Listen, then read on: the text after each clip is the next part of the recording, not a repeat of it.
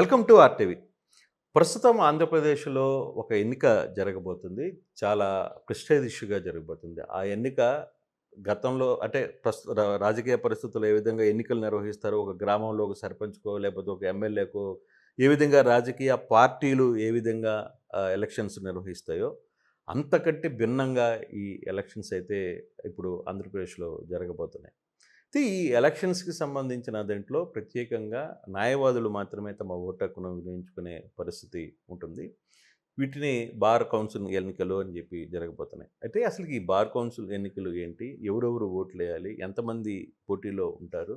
అసలు ఏంటి విధి విధానాలేంటి? ఏంటి అనే అంశాల మీద ప్రస్తుతం మనం మాట్లాడడానికి సీనియర్ న్యాయవాది, హైకోర్టు మాజీ పబ్లిక్ ప్రాసిక్యూటర్, ప్రస్తుతం బార్ కౌన్సిల్ మెంబర్‌గా ఉన్న నాగిరెడ్డి గారు ప్రస్తుతం మనతో ఉన్నారు. అసలు ఏం జరిగిందో అనే అంశాల మీద, ఇప్పుడు ఏం జరగబోతుంది, రేపు ఎన్నికలు ఎలా జరగబోతాయి, వాళ్ళ విధి విధానాలేంటో ఆయన మాటల్లో వినే ప్రయత్నం అయితే చేద్దాం. సార్ నమస్తే. సార్, ఓవరాల్‌గా ఇప్పుడు జరుగుతున్న ఎలక్షన్స్‌ని బార్ కౌన్సిల్ అని పిలుస్తారు కదా! ఈ ఎలక్షన్స్ ఎందుకు అంత పెద్ద స్థాయిలో జరుగుతున్నాయి? ఒక రాజకీయ పక్షాలు ఏ విధంగా జరగబోతున్నాయో ఆ దిశలో ఎలక్షన్ జరుగుతున్న పరిస్థితి ఎలా చూస్తారు దీన్ని? యాక్చువల్లీ ఇవి AP bar council elections after 7 years, అంటే వాస్తవానికి ప్రతి 5 సంవత్సరాలకు ఒకసారి ఇది స్టాచ్యుటరీ బాడీ. యాక్చువల్గా బార్ కౌన్సిల్ అనేది బార్ కౌన్సిల్ ఆఫ్ ఇండియా కానివ్వండి, ఏపీ బార్ కౌన్సిల్ కానివ్వండి, అడ్వకేట్స్ యాక్ట్ 1961 ప్రకారం వీటిని వేర్పాటు చేయడం జరిగింది. గతంలో న్యాయవాదుల్ని ఎన్రోల్ చేసుకునే విధానం హైకోర్టు న్యాయవాదులను ఎన్రోల్ చేసుకునేవాళ్ళు.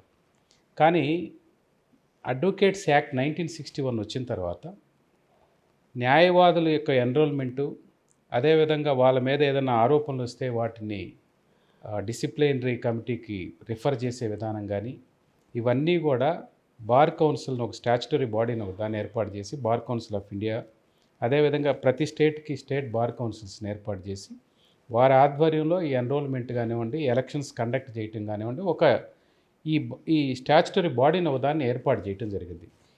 ఈ బాడీ యొక్క విధి విధానాలు ఏంటంటే section 6 of the advocates act 1961 ప్రకారం ఎన్రోల్మెంట్ చేసుకోవటం, అంటే న్యాయవాదులు కొత్తగా వృత్తిలోకి వచ్చే వాళ్ళని ఎన్రోల్ చేయించుకోవటం, తర్వాత వాళ్ళకి అడ్వకేట్స్ యాక్ట్ యొక్క విధి విధానాలు, బార్ కౌన్సిల్ విధి విధానాలు, వృత్తిలో ఏ విధంగా రాణించాలి, వృత్తిలో ఏ విధంగా మనుగడ కొనసాగించాలి, ఎటువంటి పనులు చేయాలి, ఎటువంటి పనులు చేయకూడదు, డ్రెస్ కోడ్ ఏ విధంగా ఉండాలి, అదేవిధంగా వాళ్ళ మీద ఏదైనా కంప్లైంట్ అంటే ప్రొఫెషనల్ ఎథిక్స్ ఏ విధంగా పాటించాలి, ప్రొఫెషనల్గా వాళ్ళు ఎలా ఉండాలనే దానికి ఇది ఏర్పాటు చేయటం జరిగింది.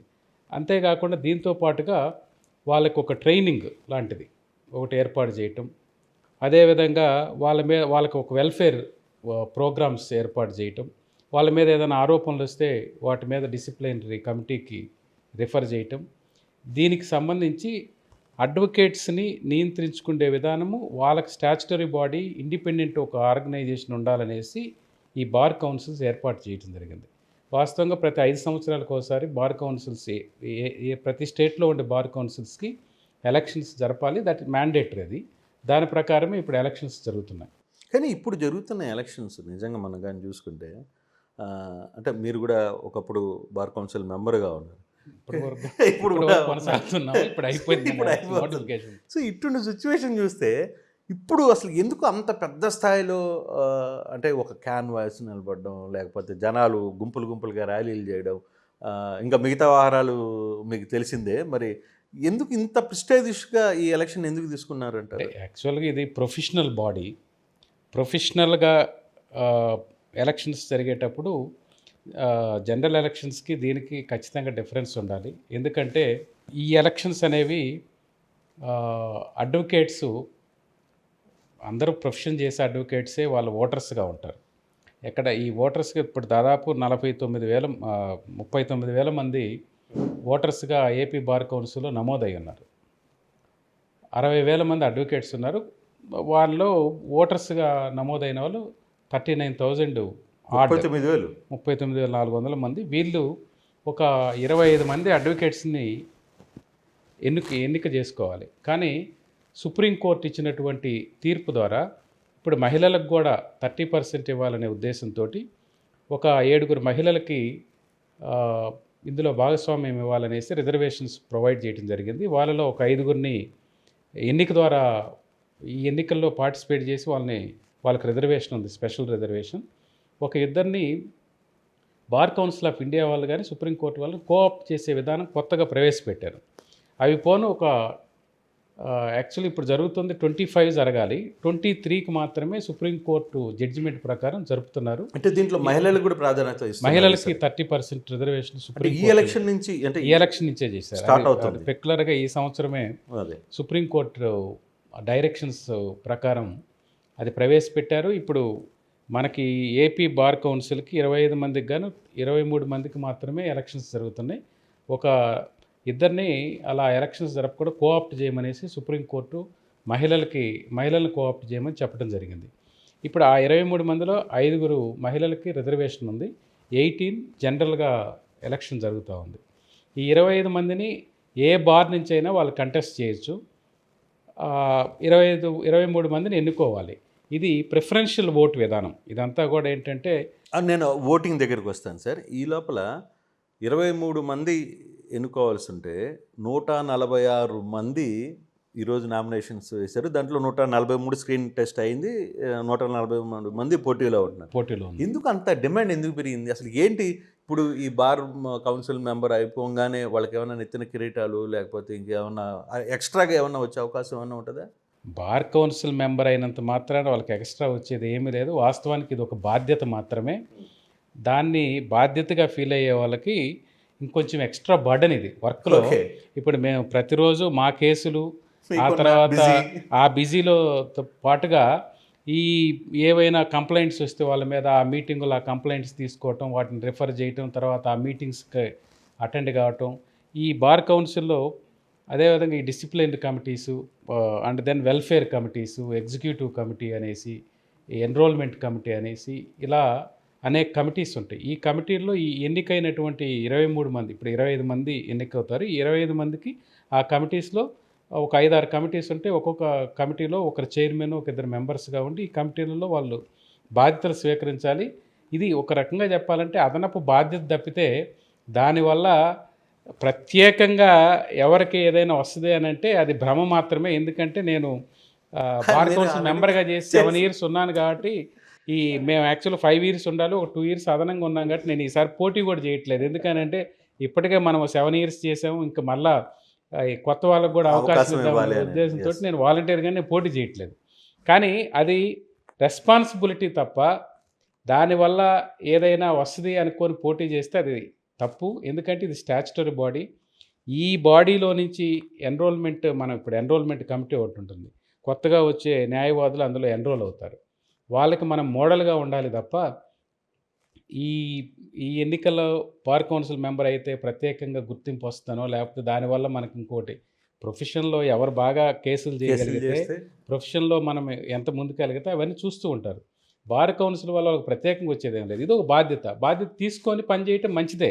ఇప్పుడు నేను బార్ కౌన్సిల్ మెంబర్గా ఉన్నప్పుడు నేను ప్రభుత్వాన్ని డిమాండ్ చేసి యువ న్యాయవాదులకు ఒక 5,000 రూపాయలు లానేస్తం కింద ఇవ్వాలనేసి అడగటం జరిగింది. వారు గత ప్రభుత్వం ఇవ్వటం జరిగింది. అదేవిధంగా కోవిడ్ టైంలో ఒక 25 కోట్ల రూపాయలు న్యాయవాదులకి ఇవ్వాలనేసి లోన్స్ ఇవ్వటం జరిగింది. ఎందుకంటే ప్రొఫెషనల్గా మేము బాగా నష్టపోయినాం కోవిడ్ టైంలో. ఎందుకంటే కోర్టులు జరగలేదు, ఆన్లైన్ కోర్టులు జరిగినప్పుడు కూడా కొంతమందికి ఈ క్లయింట్స్ రాక ఇబ్బంది పడేటటువంటి న్యాయవాదులకి ప్రభుత్వం నుంచి ఒక 25 కోట్ల రూపాయలు ఇప్పించడం జరిగింది. అదేవిధంగా మేము వెల్ఫేర్ స్కీమ్ కింద గతంలో 4 లక్షలు ఉంటే ఇప్పుడు 9 లక్షలు చేయటం జరిగింది. అంతేకాకుండా గతంలో ఎయిడ్ అంటే ఫైనాన్షియల్ ఎయిడ్ ఒక 50,000 అలా ఉంటే ఇప్పుడు 2.5 lakhs చేయటం జరిగింది. ఇట్లా కొంత ప్రోయాక్టివ్గా అంటే నేను ఒక్కనే కాదు, అందరం కమిటీ మేమంతా కూడా బార్ కౌన్సిల్లో ఉండే అందరం మెంబర్స్ని కూడా యునైటెడ్గా మేము ఒక నిర్ణయం తీసుకొని ప్రభుత్వాన్ని అడగటం, ప్రభుత్వం ఆ రోజు అంగీకరించడం వల్ల ఇవన్నీ మేము చేయగలిగాం. దీనికి ప్రత్యేకమైన ఫండ్స్ కూడా ఏమి ఉండవు. మాకు వచ్చేటటువంటి ఈ స్టాంప్స్ ద్వారా వచ్చేటటువంటి డబ్బులే. ఎందుకనంటే వెల్ఫేర్ స్టాంప్ అని ప్రతి వకాలత్ మేము ఫైల్ చేసేటప్పుడు దాని మీద మాకు వెల్ఫేర్ స్టాంప్ అనేసి ఒక 250 రూపీస్, ఇంతకుముందు 100 రూపాయలు ఉండేది, దాన్ని 250 రూపీస్ చేసాము. ప్రతి అడ్వకేట్ ప్రాక్టీస్ చేసే అడ్వకేట్ యాక్చువల్గా ఆ 250 రూపీస్ ఆ వెల్ఫేర్ స్టాంప్ వల్ల మాత్రమే బార్ కౌన్సిల్ డబ్బులు వస్తుంటాయి. లేదంటే ఎన్రోల్మెంట్ ద్వారా వచ్చేటటువంటి స్వల్పమైనటువంటి ఇది. ఈరోజు ఈవెన్ ఎలక్షన్స్ జరుపుకోవాలన్నా కూడా ఈ నామినేషన్ ద్వారా వచ్చే ఫీజు జనరల్ ఫండ్‌లో ఉండేటటువంటి ఫండ్ తోటి మాత్రమే మేము ఎలక్షన్ జరుపుకోవాలి. 149 అసోసియేషన్స్‌లో రేపు మేము ఎలక్షన్స్ జరపాలి ఇక్కడ ఇప్పుడు బార్ కౌన్సిల్. ఆంధ్రప్రదేశ్లో 149 అసోసియేషన్లు ఉన్నాయి. యెస్. అంటే ఒక్కొక్క నియోజకవర్గం కావచ్చు, జిల్లాలు మేజిస్ట్రేట్ కావచ్చు. కోర్టులు కానివ్వండి, అదే. డిస్ట్రిక్ట్ కోర్ట్స్ కానివ్వండి, సబ్ కోర్ట్స్ కానివ్వండి, ఈ అసోసియేషన్స్‌లో మొత్తం 149 అసోసియేషన్స్ ఉన్నాయి. అక్కడ ఏ అసోసియేషన్స్‌లో ఓటర్‌గా ఉంటారో వాళ్ళందరూ కూడా బార్ కౌన్సిల్ ఓట్లు, బార్ కౌన్సిల్‌కి from their association only they have to cast their vote. అక్కడి నుంచి మాత్రమే వాళ్ళు ఓట్ ఆటన్నిటిని మేము అంటే బార్ కౌన్సిలే ఈరోజు ఎలక్షన్స్ ప్రతి చోట వాళ్ళ ఆ బ్యాలెట్స్ పంపించేసి అక్కడ వాళ్ళకి ఎలక్షన్స్ కండక్ట్ చేయాలి. సో ఆ డబ్బంతా ఆ డబ్బంతా బార్ కౌన్సిలే మీరే భరించాలి. భరించాలి. బార్ కౌన్సిలే భరించాలి. ఓ చాలా ఎక్కువ అవుతుంది ఎక్కువ ఎందుకంటే అవుతాయి. 143 మంది, దానికి 39,000 ఉన్నారా ఓటర్లు? 39,400 దాదాపులో 35,000 అన్నా పాల్గొంటారు కదా ఓటర్లు. వాళ్ళందరికీ బ్యాలెట్లు ఇవన్నీ కూడా పెద్ద పట్టనే అది. పెద్ద పని, చాలా పెద్ద పని అది. అంటే మరి ఇంత రిస్క్ ఉన్న దీంట్లో ఇప్పుడు ఈరోజు చూడండి, ఇప్పుడు ఫీజు కూడా ఏదో పెంచినట్టున్నారు దీనికి. అవును, 1,25,000 చేశారు. లక్ష. గతంలో ఏపీ బార్ కౌన్సిల్ 30,000 రూపాయలు చేశారు. దాన్ని సుప్రీంకోర్టు వారు ఏంటంటే ఇప్పుడున్నటువంటి డిమాండ్ని బట్టి లేదా బార్ కౌన్సిల్కి స్వయంగా వాళ్ళకి అటువంటి ఆదాయం లేదు కాబట్టి ఎలక్షన్ జరపాలన్న కూడా భారం అవుద్దనేసి బార్ కౌన్సిల్ ఆఫ్ ఇండియా వాళ్ళు చెప్పడం వల్ల 1,25,000 అంటే ఒక్కసారిగా ఇది 4 రెట్లు 4 రెట్లు పెంచడం. పెంచడం. అది కొంచెం అబ్నార్మల్ అనిపించింది. బట్ ఇంత అమౌంట్ పెంచిన తర్వాత కూడా 143 మంది దాని మీద ఫోకస్ చేసి చాలా ప్రెస్టేజ్ ఇష్యూగా క్యాంపెయిన్ చేస్తున్నారంటే వాళ్ళు ఏదో సంథింగ్ ఎక్స్పెక్టింగ్ కదా. అంటే నేను ఐ డోంట్ థింక్ దట్ వాళ్ళు అదే ఎక్స్పెక్ట్ చేసి చేస్తున్నారని నేను అనుకోను. కానీ అట్లా ఎక్స్పెక్ట్ చేసి పోటీ చేసే వాళ్ళు అయితే వాళ్ళు భంగపాటుకు గురవుతారు. అంతే. అలా ఎక్స్పెక్ట్ మీరు ముందే చేయకుండా హెచ్చరిస్తున్నారు అందరికీ, "అరే బాబు లేదు, లేదు. మీరేదో నెత్తిన కిరీటాలు వస్తాయి అనుకుంటే అది ఉండదు, అంత సీన్ ఏం లేదని చెప్తున్నారు." వాస్తవానికి అయితే కిరీటాలు ఏమి రావు, అది బాధ్యతే 100%. ఇప్పుడు నేను 7 years ఉన్నాను. మేము సెమినార్స్ కండక్ట్ చేయాలని అంటే అడ్వకేట్స్కి ఒక యూనివర్సిటీలో మాట్లాడుకొని ఆ అంతేలే. యూనివర్సిటీలో అకామిడేషన్ తెలుసు. ఏర్పాటు చేయడం దగ్గర నుంచి మేము మొత్తం ఆనరబుల్ జడ్జెస్ని ఆ మీటింగ్కి పిలవటం, ఆ క్లాసెస్ కండక్ట్ చేయించడం, ఆ లెక్చర్స్ ఇప్పించడం, ఇవన్నీ కూడా శ్రమతో కూడినటువంటి పనులు. ఇవన్నీ చాలామందికి తెలియదు. ఇప్పుడు డిసిప్లినరీ కమిటీ ఏర్పాటు చేశారనుకోండి, ఆ కంప్లైంట్స్ వస్తే దానికి నామినల్ ఫీజు ఉంటుంది. ఏది వీళ్ళు ఆ మీటింగ్కి వచ్చింది ఆ ఫీజు వీళ్ళు యాక్చువల్గా టీఏ కూడా చాలా, నేనైతే ఆ టీఏ కూడా తీసుకోలేదు. సార్ ఆ మీటింగ్లకు వచ్చిన ఏ మీటింగ్ కూడా నేను టీఏ కూడా క్లెయిమ్ చేయలేదు. మేము మా టీం మేము తాగాము. అంతేలేండి. ఇలా ఉంటుంది వాస్తవానికి. అక్కడ ఫైనాన్షియల్గానో లేకపోతే అక్కడేదో మనకి ఎటువంటి పేరు ప్రతిష్టలు వస్తాయని అయితే బార్ కౌన్సిల్కి ఎవరు కంటెస్ట్ చేయకూడదు. ఇది నా విన్నపం. ఎందుకంటే మనం ఇది ఒక బాధ్యతగా ఫీల్ అయ్యి బార్ కౌన్సిల్లో కొన్ని మార్పులు కావాలి అని అంటే నిజంగా వాళ్ళు పోటీ చేసి ఆ రకమైనటువంటి పోటీతో 143 మంది కానీ వచ్చిందంటే డెఫినెట్గా అది వెల్కమ్ చేయాల్సినటువంటి విషయం. ఎందుకంటే అడ్వకేట్స్ ఆ మాత్రం ప్రోయాక్టివ్గా లేకపోతే స్వాతంత్ర సమరంలో కానివ్వండి, ఎమర్జెన్సీకి వ్యతిరేకంగా కానివ్వండి, ఆ తర్వాత జరిగినటువంటి అనేక పోరాటాలలో వీళ్ళు చాలా బాధ్యతాయుతమైనటువంటి పాత్రను పోషించారు. వాళ్ళు బాధ్యతాయుతంగా ప్రవర్తిస్తూ ముందుకు వచ్చారు. వీళ్ళు న్యాయం కోసం పోరాడేటప్పుడు అందరినీ మీరు ఎలక్షన్స్లో పోటీ చేయండి అని కానీ, మీ ఓటు హక్కును వినియోగించుకోమని చెప్పేటప్పుడు బార్ కౌన్సిల్లో జరుగుతున్న ఎలక్షన్స్లో ఇంతమంది పోటీ చేయటం వెల్కమ్ చేయాల్సినటువంటి విషయమే. నేను స్వాగతిస్తున్నాను కూడా దాన్ని. అయితే ఇది ఇక్కడ చాలా ఇంకొక ఆసక్తికరమైన అంశం కనబడుతుంది సార్. అంటే నేను అబ్జర్వ్ చేసింది చూస్తుంటే, మామూలుగా ఎన్నికల టైంలో నాయకులు వివిధ రకాల హామీలు ఇస్తుంటారు. పెద్ద పెద్ద హామీలు ఇస్తారు. నీకు కావాలంటే ఇల్లు కట్టిస్తామంటారు, ఇంకోటి అంటారు, ఇవన్నీ మనం చూస్తుంటాం. కానీ ఇప్పుడు పోటీలో దిగిన 143 మంది కూడా కొత్త రకమైన హామీలన్నీ తెర మీదకి తీసుకొని వస్తున్నారు. నిజంగా అది ఇది పాసిబుల్? నిజంగా అది చేయగలరా? అంటే మీకు ఏదో ఇన్సూరెన్స్ చేయిస్తామంటున్నారు, తర్వాత కొంత మీకు కావాలంటే ఇల్లు స్థలాలు కూడా తెచ్చిస్తామంటున్నారు. ఇది పాసిబుల్? ఇది బార్ కౌన్సిల్ వారు ప్రభుత్వాన్ని రిక్వెస్ట్ చేయటము, డిమాండ్ చేయటము, లేదా ప్రభుత్వం వారు ఇస్తే తీసుకోవటం తప్ప బార్ కౌన్సిల్గా మేము ఇన్సూరెన్స్ ఇస్తాము అని అంటే అక్కడున్న ఫండ్స్ని చూసుకో. మేము ఇచ్చాం ఒక 3 years ఇన్సూరెన్స్ని ఇన్సూరెన్స్ ప్రభుత్వం ఇచ్చినటువంటి కొంత అమౌంట్ని అమౌంట్తో కలుపుకొని ఉమ్. మళ్ళా అడ్వకేట్స్ దగ్గర కూడా కొంత తీసుకొని ఓ 3 years ఇవ్వచ్చాం. అది చాలా ఉపయోగకరంగా ఉంది. తర్వాత ఇవ్వలేకపోయాం కూడా, వాస్తవానికి అది కంటిన్యూ చేయలేకపోయాం. ఎందుకు ఎందుకంటే చేయలేకపోయారు? ఇక్కడ మేము కట్టిన అమౌంట్ కంటే కూడా మా క్లెయిమ్స్ చాలా ఎక్కువగా ఉండటం వల్ల మేము ఇన్సూరెన్స్ వాళ్ళతో చాలా నెగోషియేట్ చేసినా కూడా చాలా ఇన్సూరెన్సెస్ రాలేదు. ప్రీమియం కూడా చాలా ఎక్కువైంది. ఆ ప్రీమియం పెట్టినప్పుడు అడ్వకేట్స్ పే చేయడానికి ముందుకు రాలేదు.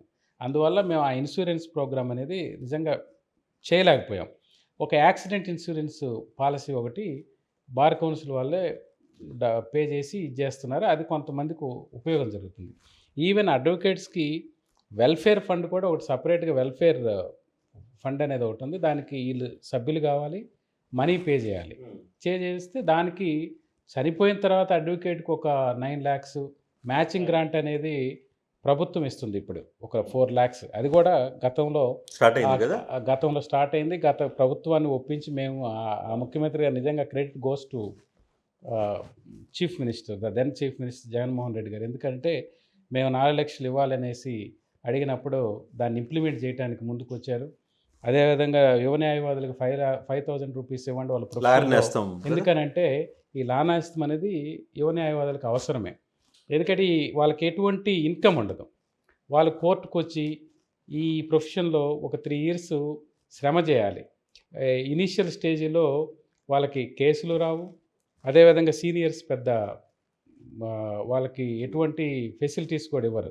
అటువంటప్పుడు చాలామంది యువ న్యాయవాదులు నిరాశతోటి ఆ వృత్తిని మానుకొని వెళ్ళిపోయే సందర్భాలను మేము చూసాం. కాబట్టి కనీసం వాళ్ళకి ఒక 5,000 రూపీస్ ప్రొఫెషన్లో నిలదొక్కుండే వరకు ఇవ్వండి అని అంటే అది హానర్ చేశారు. అది రియల్గా ఎక్కడా లేదు.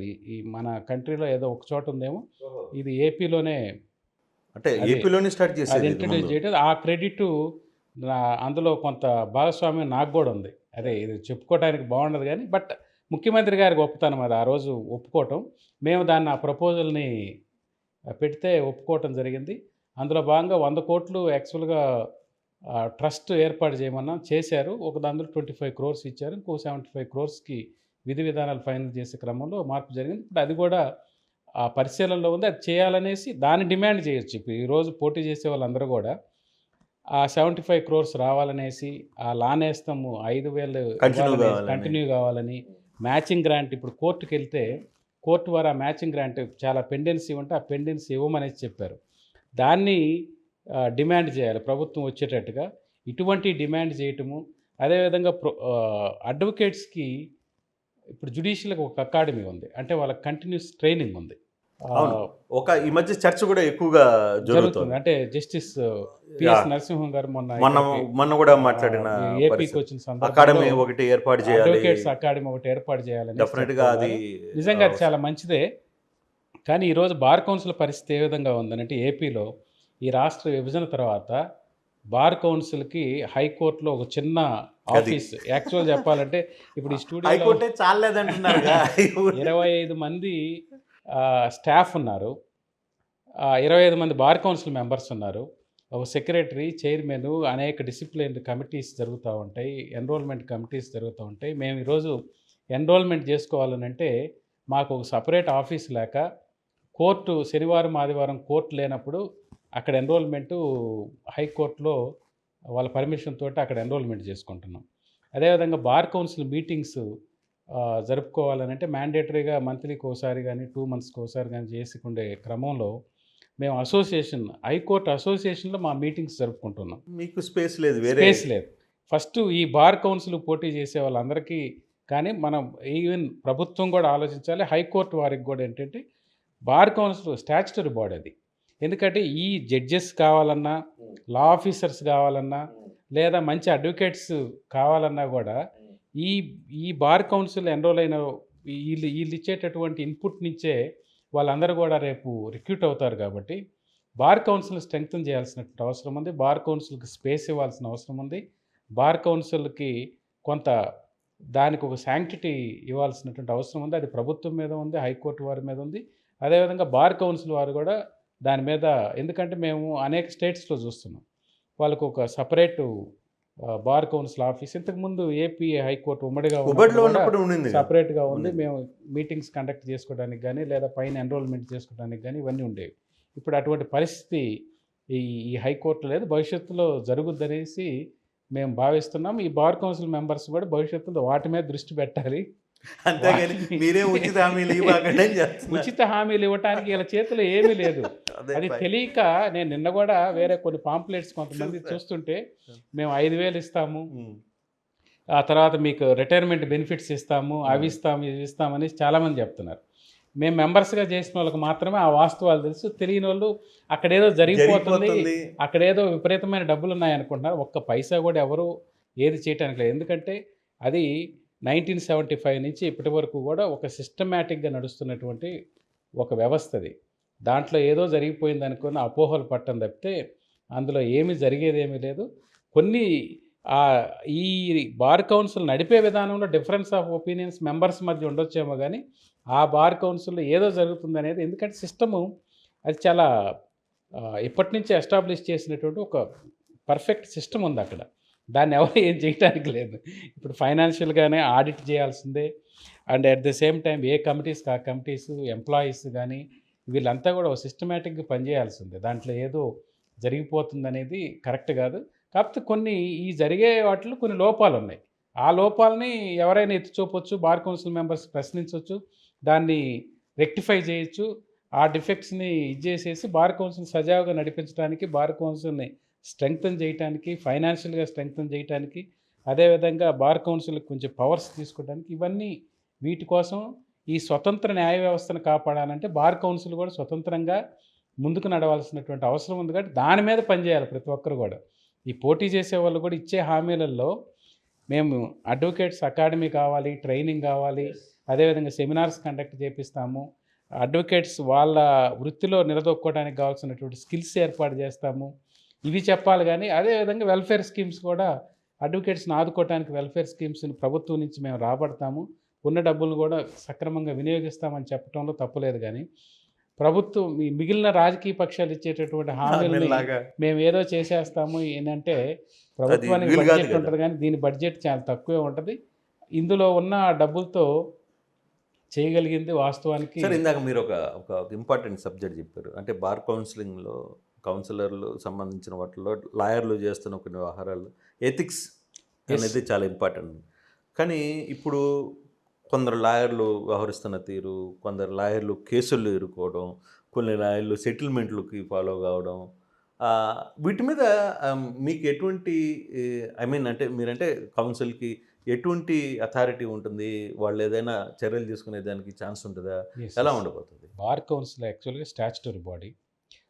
వీళ్ళు ఈ యాక్చువల్ బార్ కౌన్సిల్ అనే దానికి ఇది ఏర్పాటే దీనికి ఏంటంటే ఎన్రోల్ చేసుకోవటం, వాళ్ళకి ఇటు ఎడ్యుకేషన్, లీగల్ ఎడ్యుకేషన్ కొంచెం డెవలప్ చేయటం, అట్ ద సేమ్ టైం ఈ ఈ వృత్తిలో ఎవరైనా సరే కొంతమంది అడ్వకేట్స్ ఈ ఈ వృత్తి ప్రమాణాలకు వ్యతిరేకంగా, అంటే ఈ కొల్లీడ్ కావటం కానివ్వండి, లేదా సెటిల్మెంట్ చేయటం కానివ్వండి, లేదా ఒక కేసు తీసుకొని అటెండ్ కాకుండా ఆ కేసు డిస్మిస్ కావటం కానివ్వండి, ఇతని లోపం వల్ల ఇటువంటివి జరిగినప్పుడు ఖచ్చితంగా ఆ కక్షిదారుడు కంప్లైంట్ ఇవ్వచ్చు. బార్ కౌన్సిల్కి కంప్లైంట్ బార్ కౌన్సిల్ కంప్లైంట్ అంటే ఇప్పుడు నేను సెక్షన్ ఒక case 35 of the advocates act ప్రకారం ఒక అడ్వకేటు సక్రమంగా ఆ కేసు నిర్వర్తించకుండా తన నెగ్లిజెన్స్ వల్ల, అంటే కేసు కోర్టుకు అటెండ్ కాకుండా, లేదా ఏదైనా కొల్లీడ్ అయ్యి కానీ, లేదా ఇంకొకటి ఇప్పుడు మీరు ఒక పాయింట్ చెప్పేస్తారు, కొల్యూడ్ అనే వర్డ్. ఇప్పుడు నేనే ఒక కేసు ఇచ్చాను, నేను ఒక లాయర్ని నమ్మి ఒక కేసు ఇచ్చినప్పుడు ఆ లాయరు పక్కనున్న వాళ్ళతోనో పక్కనున్న లాయర్తోనో కొల్యూడై నాకు నష్టపరిస్తే నేను ఎట్లా అప్రోచ్ కావాలి? నేను ఎవరిని అప్రోచ్ మీరు బార్ కౌన్సిల్కే మీరు కంప్లైంట్ ఇవ్వచ్చు, ఆ కేసు నెంబర్ చెప్పవచ్చు, ఏ విధంగా జరిగిందంటే ఇందులో ఫ్రివిలస్ కంప్లైంట్స్ కూడా ఉంటాయి. బట్ రియల్గా కంప్లైంట్ ఉంటే section 35 of the advocates act ప్రకారం బార్ కౌన్సిల్ దాన్ని సీరియస్గానే తీసుకుంటుంది, రిఫర్ చేస్తుంది, డిసిప్లిన్ కమిటీకి రిఫర్ చేసి ఇద్దరిని విచారించి ఏ విధంగా అయితే కోర్టు వారు నిర్వర్తిస్తారో అలాగే బార్ కౌన్సిల్ వారు డిసిప్లినరీ కమిటీ వాళ్ళు ఆ విధంగా నిర్వహించి ఇద్దరిని చేసిన లాయర్కి శిక్ష పడే అవకాశాలు డెఫినెట్గా డిస్క్వాలిఫై చేయొచ్చు. ఈ మధ్య అట్లా ఏమైనా జరిగాయా? గతంలో చాలా జరిగాయి. అది ప్రూవ్ అయితే మిస్కాండక్ట్, అదర్వైజ్ మిస్కాండక్ట్ కూడా. ఇప్పుడు బార్ కౌన్సిల్ ఒక అడ్వకేట్ ఏ విధంగా ఉండాలి, ప్రొఫెషన్లో ఏ విధంగా ఉండాలి, కోర్టులో ఏ విధంగా ఉండాలి, ఆ తర్వాత ఒక కేసు, ఎందుకంటే ఒకసారి వకాలత్ మేము యాక్సెప్ట్ చేసిన తర్వాత అతను ఎంత ఫీజు ఇచ్చాడు ఏంటి అనేది పక్కన పెడితే ఆ కేసు రిజల్ట్ మా చేతిలో లేదు. అంతేగా, అడ్వకేట్ రిజల్ట్ జడ్జి చేతిలో ఉంటుంది. కానీ ఆ కేసుని ఫాలో చేసి ఆ కేసులో ఆ క్లయింట్కి న్యాయం చేయడానికి ఈ అడ్వకేట్ పాటుపడాలి. దాంట్లో ఏదైనా తప్పు జరిగితే డెఫినెట్గా బార్ కౌన్సిల్కి అది రిఫర్ చేస్తే డిసిప్లినరీ కమిటీ వాళ్ళు డెఫినెట్గా తీసుకుంటారు, డిస్క్వాలిఫై చేస్తారు లేదా రిప్రిమాండ్ చేస్తారు. దాంట్లో డిఫరెంట్ ప్రొసీజర్స్ ఉన్నాయి. ఆ డిసిప్లినరీ కమిటీకి రిఫర్ చేయొచ్చు దాన్ని. అంటే ఇటీవల కాలంలో అంటే నేను తెలంగాణ కోర్టుకి సంబంధించి కొన్ని కేసులు చూస్తున్నప్పుడు బార్ కౌన్సిల్లో ఉన్న కొంతమంది మెంబర్స్ కూడా బయటకు వచ్చి మా దగ్గర అవినీతి జరుగుతోంది, లేదు ఫలానా ఎక్స్ అనే వ్యక్తో లేదు వై అనే వ్యక్తో చాలా కాలంగా ఈ పదవిలో ఎలా కొనసాగుతున్నాడు మాకు అర్థం కావట్లేదు, ఇది చాలా ఇష్యూస్ బాహాటంగానే బయటకు వచ్చి మాట్లాడుతున్న పరిస్థితి కదా. ఇట్లా ఆంధ్రప్రదేశ్లో ఆ పరిస్థితి ఏమన్నా ఉందా? ఆంధ్రప్రదేశ్లో ఆ పరిస్థితి ఉందని నేను అనుకోవట్లేదు. ఎందుకంటే కొంచెం కంపారిటివ్లీ ఆంధ్రప్రదేశ్ బార్ కౌన్సిల్ కొంచెం బాగానే నడుస్తుంది.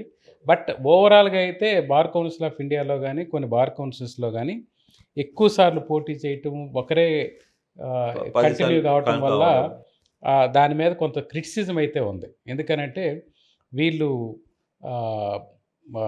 కొంత 4-5 టైమ్స్ పోటీ చేయటం, అందులోనే ఉండటం వల్ల చాలామంది ఏమనుకుంటున్నారంటే ఇదేదో ఏమి లేకపోతే 4 సార్లు ఎందుకు పోటీ చేస్తున్నారు, 5 సార్లు ఎందుకు పోటీ చేస్తున్నారు, లేకపోతే ఈ చైర్మన్గా ఉంటే ఏదో, ఇవన్నీ ఈ మెంబర్స్ బయటకు వచ్చి అందులో వాస్తవాలు ఎంతనే మనకు తెలియదు. కానీ ఇక్కడ ఏపీ బార్ కౌన్సిల్కి వచ్చేసరికి ఓకే, ఇష్యూస్ మీద మేము కూడా చాలా డిఫరెన్స్ ఆఫ్ ఒపీనియన్తో చాలా ఇష్యూస్ మేము మాట్లాడుతుంటాం. ఇంటర్నల్గా అది స్టాచ్యుటరీ బాడీ చాలా సిస్టమేటిక్గానే జరుగుద్ది, అట్లా వేగ్గా ఏమి ఉండదు బార్ కౌన్సిల్. బట్ ఏదో తినేస్తున్నారు, ఏదో జరిగిపోయింది, ఆ చైర్మన్ ఇన్నిసార్లు ఉన్నాడు అన్నిసార్లు ఉన్నాడు అని అంటే అది ఆ చైర్మన్ ఒక 4 సార్లు కంటిన్యూ కావటం వల్ల వచ్చినటువంటి వ్యతిరేకత తప్పితే అక్కడ ఏం జరిగింది అనేది మనకు తెలియదు. కానీ ఇక్కడైతే బార్ కౌన్సిల్గా కలెక్టివ్గానే మేము డెసిషన్ తీసుకుంటాం. ఏదైనా డిసెంట్ ఉంటే డిసెంట్ కూడా ఇస్తాం. నేను కూడా చాలాసార్లు డిసెంట్ ఇవ్వడం జరిగింది. ఇది ఒక సిస్టమేటిక్ ప్రొసీజర్ కూడా చాలా సిస్టమేటిక్గా డెమోక్రటిక్గానే ఉంటుంది. మీటింగ్స్ కండక్ట్ చేయటం కానివ్వండి, ఇవన్నీ కూడా ఏపీలో అటువంటి పరిస్థితి అయితే లేదు. కానీ ఒక విషయం మీరు సీరియస్గా చెప్పాలి సార్, అంటే మీ లాయర్లకి సపోర్ట్ అని కాకుండా ఇది వాస్తవం కాదా చెప్పాలి. ఓటుకి నోటు అనే వ్యవహారం ఇప్పుడు బార్ కౌన్సిల్లో ఎలక్షన్లో జరుగుతోంది. మీ అభ్యర్థులు చాలామందికి ఓటుకి నోట్లు ఇస్తున్నారు, నిజమా కాదా, అది ఎందుకు జరుగుతోంది? ఇది అంటే అది ఏం జరుగుతుంది అనేది తెలియదు. కానీ కొంతమంది దీన్ని ప్రచారంలో తీసుకురావడం జరిగింది. కొన్ని చోట్ల జరుగుతుందేమో, బట్ ఇప్పుడు అటువంటి జరగకూడదనేసి ఒక హై పవర్ కమిటీ కూడా ఏర్పాటు చేయడం జరిగింది. బార్ కౌన్సిల్లో మీరు జస్ట్ ఏంటంటే ప్రొఫెషనల్గా you can seek the vote, you can meet all the advocates, you can request them to cast their vote in your favour and you can say that I will improve bar council in such a manner. ఈ విధంగా bar కౌన్సిల్లో నేను సంస్కరణలు తీసుకొస్తానని కానీ, లేదా bar కౌన్సిల్కి నేను ఇంత తోడ్పడతానని కానీ మీరు నాకు ఓటు వేయమని అభ్యర్థించవచ్చు. కానీ ఈ ఇంతమంది ఎందుకంటే బార్కు అడ్వకేట్స్ చాలా తెలివైన వాళ్ళు, అంత తేలిగ్గా వీటన్నిటికీ అంటే సర్వీస్ చేసే వాళ్ళని కొంతమందిని గెలిపించడానికి అవకాశం ఉంది. కానీ ఈ ఓట్లు కొనటం ద్వారానో లేకపోతే ఓట్ల ద్వారా ఇట్లా అయ్యేవాళ్ళు చాలామంది అట్లా ప్రయత్నం చేసి ఓడిపోయి భంగపాటు పడ్డ వాళ్ళు కూడా చాలామంది ఉన్నారు. ఇక్కడ ఎక్కువ మంది కొంచెం ప్రొఫెషనల్గా ఇతను మనకు పనికి వస్తాడా, మనకు బార్ కౌన్సిల్లోకి వెళ్ళినప్పుడు రేపు కొంచెం సిస్టమేటిక్గా పనిచేస్తాడా లేదనేది ఎక్కువ చూస్తారని నేను నమ్ముతున్నాను. ఎందుకంటే గతంలో మేము కూడా గెలిచాం కాబట్టి, మేము ఇటువంటి ఏం చేయకుండానే గెలిచాం కాబట్టి అవి జరుగుతున్నాయని మేము అనుకోవట్లేదు. ఇటీవల వరుసగా జరుగుతున్న కొన్ని ఇష్యూస్లో కూడా పర్టికులర్గా బార్ కౌన్సిలింగ్ అక్కడికి వచ్చిన తర్వాత ఏమవుతుందంటే అక్కడ మేనేజబుల్ అవుతుంది. సో చాలామంది తప్పించుకొని వెళ్ళిపోతున్నారని అక్కడక్కడ ఒక 2-3 విమర్శలు కూడా వస్తున్నాయి. అటువంటి సిచ్యువేషన్స్ ఏమైనా కనపడ్డా మీ ఎక్స్పీరియన్స్లో, మీ 7 ఏళ్ల ఎక్స్పీరియన్స్లో ఏమైనా కనపడ్డా? అటువంటి ఏం లేదు. ఎందుకంటే ఇక్కడ మాకు 25 మెంబర్స్ ఏదైనా కంప్లైంట్ వచ్చింది అనుకోండి ఎవరి మీదన్నా, అందరూ డిస్కస్ చేస్తాం. సో మీరు అందరూ కూర్చోవాల్సిందే. ఆ కంప్లైంట్స్ అందరికీ సర్వ్ చేస్తారు డిసిప్లినరీ కమిటీకి. అంటే యాక్చువల్గా బార్ కౌన్సిల్లో జనరల్ బాడీ మీటింగ్లో ఏవైతే కంప్లైంట్స్ వస్తాయో స్టేట్ వైడ్ మొత్తం చాలా కంప్లైంట్స్ ఉంటాయి. ఒకేసారి ఆ కంప్లైంట్స్ ఒక 20, 100 అట్లా టేకప్ చేసేసి 25 మెంబర్స్ డిస్కస్ చేస్తారు. Whether it amounts to misconduct or not. ఒక్కోసారి ఏమవుతుందంటే ఆహ్, ఈ అడ్వకేట్ బాగా ఎఫెక్టివ్‌గా ఆర్గ్యూ చేసాడనుకోండి, అవతలోడు ఓడిపోయాడనుకోండి, ఓడిపోయినోడు కూడా వాడు ఈయన మీద కంప్లైంట్ కంప్లైంట్ చేయొచ్చు. ఇవ్వచ్చు. అది మిస్‌కాండక్ట్ కాదు. ఇతనికి క్లయింట్‌కి ఇతను అన్యాయం చేస్తే అది మిస్‌కాండక్ట్ గానీ, అదర్ సైడ్ ఆ కక్షిదారుడు ఇతని మీద కోపంతో ఇతని వల్ల మేము మా కేసు ఓడిపోయామని కూడా కొంతమంది కంప్లైంట్స్ ఇస్తుంటారు. అవి మేము తీసుకోం. అక్కడే రిఫర్ చేస్తాం. ఇది క్లోజ్ చేసేస్తాం. వాటిని మేము ఈవెన్ డిసిప్లినరీ కమిటీకి కూడా రిఫర్ చేయం. కాబట్టి 25 మంది మెంబర్స్ కూడా they exercise their discretion before referring any case to the ఇటువంటి కేసులు ఏంటంటే ఏదైనా ఫ్రివిలస్ కేసెస్ ఉన్నాయని క్లోజ్ చేసేస్తాం వాటిని. అక్కడ రిఫర్, క్లోజ్. కొన్నిట్లో ఏదన్నా డిఫరెన్స్ ఆఫ్ ఒపీనియన్ ఉందనుకోండి, డిఫర్ అవుతాం. కొన్నిట్లో మిస్‌కాండక్ట్ అవుతుందని మేము అందరం భావించామనుకోండి, డిసిప్లినరీ కమిటీకి రిఫర్ చేస్తాం. ఇలా జరుగుతుంది తప్పితే దాన్ని మేనేజ్ చేయటం, ఎందుకంటే ఇండిపెండెంట్‌గానే రియల్‌గా ఇది నేను స్వానుభవంతో చెప్తుంది. కొంచెం డిసిప్లినరీ కమిటీ సిస్టమాటిక్‌గానే కానీ అక్కడ పనిచేస్తుంది. మీకు కొంత స్వతంత్రం ఉంటుందా? అంటే స్వతంత్రంగానే పనిచేస్తుంది. పొలిటికల్ ఎంట్రీ ఏం కావచ్చు, లేదు. లేకపోతే నథింగ్. ఇష్యూ ఏమన్నా నో. కనపడేదా? ఓకే. బార్ కౌన్సిల్ ఇంటర్నల్‌గా పొలిటికల్ ఐడియాలజీ ఉండొచ్చు అతనికి. ఆ ఓకే. గెలిచిన అతనికి. అది వేరే డెఫినిట్‌గా లెక్క. ఎవరికి వాళ్ళకి అది ఇండివిడ్యువల్ అది political different issue. Ideology yes. ఉండొచ్చేమో గానీ, యెస్. బార్ కౌన్సిల్‌లో కంప్లీట్‌గా ఇంటర్నల్‌గా ఉన్నప్పుడు ఈ ఎవరి అభిప్రాయాన్ని వాళ్ళు చెప్తారు. అందరి అభిప్రాయాలు తీసుకొని మెజారిటీ అభిప్రాయం ప్రకారమే whether it has to be referred, whether it has to be deferred, whether it has to be closed ఉంటది తప్పితే ఎక్స్‌టర్నల్ ఇన్‌ఫ్లూయెన్స్ అయితే ఎవరి ఇన్‌ఫ్లూయెన్స్‌ని ఈళ్ళు యాక్సెప్ట్ చేయరు. కొన్ని టీమ్స్ పని చేస్తుంటాయి. వీడు డబ్బులు ఎంత పంచుతుంటే పట్టుకోవడం, లేకపోతే గిఫ్ట్లు ఇస్తుంటే పట్టుకోవడం. అటువంటి ఏమన్నా మీ మీ ఇప్పుడు మీ కూడా ఒక రిటర్నింగ్ ఆఫీసర్‌గా ఉంటారా మీకు అది? ఇప్పుడు యాక్చువల్‌గా అంటే మీరు డిసైడ్ చేసుకుంటారా? ఇప్పుడు బార్ కౌన్సిల్ ఇప్పుడు యాక్చువల్‌గా ఏంటంటే బార్ కౌన్సిల్ ఆఫ్ ఇండియా వారు రిటైర్డ్ జడ్జిని రిటైర్డ్ జడ్జి. జస్టిస్ ఏవి శేషాయి గారిని ఇప్పుడు రిటర్నింగ్ ఆఫీసర్గా ఇక్కడ అపాయింట్ చేశారు ఏపీ బార్ కౌన్సిల్ ఎలక్షన్స్ జరపడానికి. ఇటువంటి ఏయన్నా వచ్చినప్పుడు they can directly bring it to the notice of the returning officers and అక్కడ హై పవర్ కమిటీ కూడా బార్ కౌన్సిల్ ఆఫ్ ఇండియా వారి ఆధ్వర్యంలో retired supreme court judges, high court judges తోటి ఒక హై పవర్ కమిటీ కూడా ఉంది. ఇక్కడ ఏదైనా తీసుకోకపోతే అక్కడికి కూడా వాళ్ళు డైరెక్ట్గా ఇది చేయొచ్చు. ఎవరెవరు ప్రలోభ పెడుతున్నారు, ఎటువంటి హామీలు ఇస్తున్నారు, లేదా ఎవరినన్నా ఇట్లా చేస్తున్న సందర్భాలుంటే డెఫినెట్గా వాళ్ళు ఆధారాలుంటే ఆ కమిటీకి రిఫర్ చేయొచ్చు. కమిటీ డెఫినెట్గా చర్యలు తీసుకుంటుంది. అంటే బేసిక్‌గా ఇప్పుడు మీరు ఆధారాలు అంటున్నారు. చాలామంది ఇప్పుడు మాకు కూడా వాట్సాప్‌లో వాళ్ళు ఏమి హామీలు ఇస్తున్నారో పోస్ట్ చేస్తున్న పరిస్థితి. సో ఇటువంటి వాటిని ఇప్పుడు రెఫర్ కమిటీకి చేయొచ్చా? అంటే హామీలు అనేది అతను నేను ఇవి చేస్తాననేసి అంతవరకు చెప్పుకోవటం వరకు, ఎందుకంటే అది విజ్డమ్ ఆఫ్ ద అడ్వకేట్స్. ఏదో ఇతను హామీలు ఇవ్వగానే అది అయిపోతుందా? అడ్వకేట్ అంత ఇదేదో చేస్తానంటే అడ్వకేట్ నోస్ మనం ఇచ్చే 250 రూపీస్ వెల్ఫేరు, ఆ తర్వాత ఎన్రోల్మెంట్ అమౌంటు, లేదా గవర్నమెంట్ ఇచ్చేటటువంటి కొంత డబ్బులతోటి ఈ బార్ కౌన్సిల్ నడుస్తుంది. కానీ ఎక్కడి నుంచో మనం ఈ అమౌంట్ వస్తుందనంటే ఎవరు నమ్మే పరిస్థితి లేదు. దాన్ని నేను ఉన్న అమౌంట్ని ఈ విధంగా నేను చేయగలను, లేదా ఇక్కడ ఉన్న పరిస్థితుల కంటే కొంచెం బెటర్గా చేస్తానంటే నమ్ముతారు. కానీ అద్భుతాలు సృష్టిస్తామనంటే నమ్మటానికి అడ్వకేట్స్ అయితే ఇది లేరు. కాకపోతే ఇక్కడ ఏంటంటే హోర్డింగ్స్ కానివ్వండి, లేదా ఎలక్షన్స్ ప్రచారం కానివ్వండి, అవి కొన్ని విధి విధానాలు ఖర్చులు మానిటరింగ్ ఇంతవరకే లిమిట్ చేయాలి. అదే అది ఖర్చులు లేదు. లిమిట్ అని అంటే అసలు ఖర్చే పెట్టకూడదు అన్నప్పుడు లిమిట్ ఓకే. అని. కానీ క్యాన్వాస్ చేసుకోవచ్చు, అందరిని కలవచ్చు, ఓట్లు అడగవచ్చు. ఇది ఫ్రీగా వెళ్ళి మీటింగ్స్ కండక్ట్ చేసుకోవచ్చు. అసోసియేషన్స్ పర్మిషన్ తీసుకొని they can conduct the meetings and they can address the advocates, they can seek the votes.